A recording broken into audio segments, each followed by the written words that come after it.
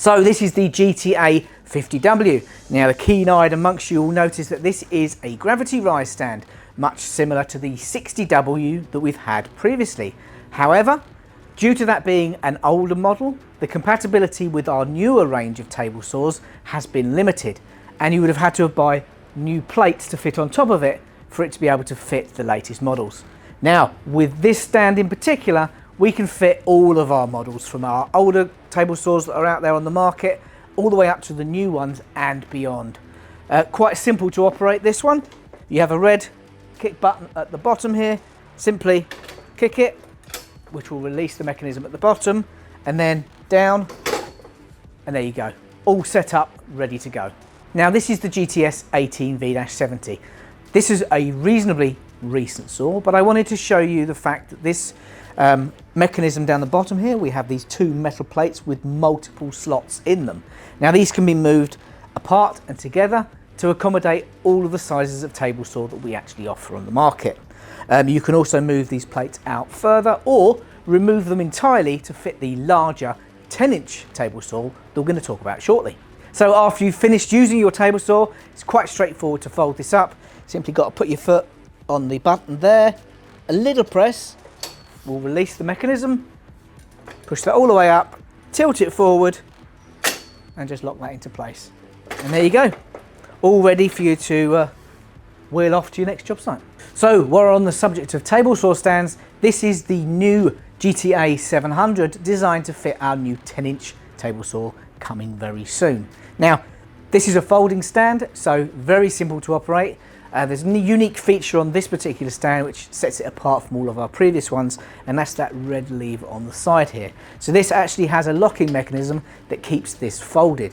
If you were storing this in the back of a van, for instance, it's very annoying when they unfold and maybe get tangled in the other things in the back of the van. So simply press the button there, and the saw stand opens up, locks into place.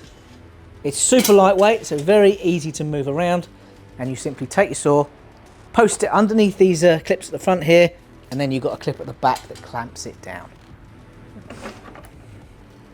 So we've looked at the folding table saw stand. How about something to put on it? Now this is the new GTS 100-254, 100mm maximum depth of cut, 254mm blade, making this our new 10-inch table saw. So let's take a look at some of the features of this particular machine. This is a corded machine, so currently no cordless variant of this particular model, but we have the rack and pinion fence on here as well. Simple operation here at the side and lockable via the lever at the front.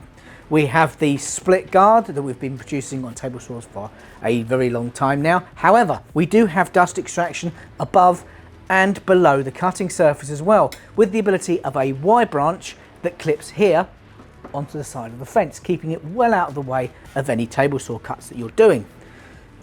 We also have slots left and right of the cutting blade for the mitre gauge.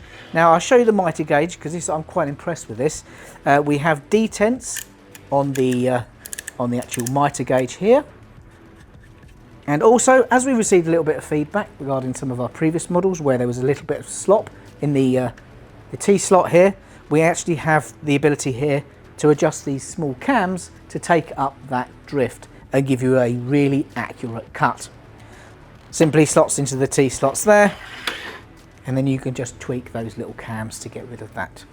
We also have an extension piece that clips into the mitre gauge with a material stop as well, allowing you to do repeatedly accurate cuts on the go.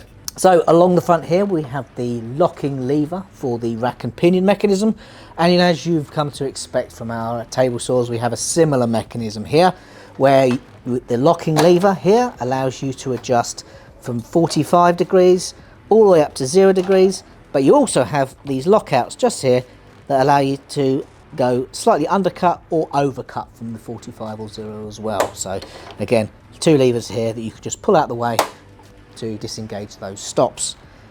On this side here we have the on-off switch, so we've got the green on button here and the emergency off button, so that presses the button below it. So here in the side, obviously you've got your cable management area. There's slots in here for that mitre gauge extension. Mitre gauge slots in just here at the back.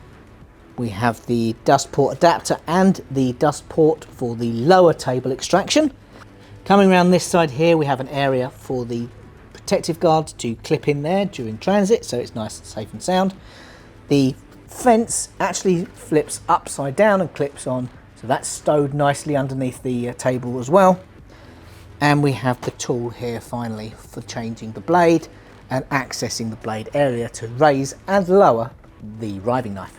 So when it comes to the fence here, we have two lockable positions. We have the black area here, where you see there's a black pin and a silver pin here. Now when it's clipped into the black pin, you're reading off of the black gauge here, and when you're on extended lengths of material, the silver pin here reads off of the silver gauge as well, giving you that larger area of rip cut. The fence itself is clipped front and rear, so super square when it comes to actually fitting it to the machine.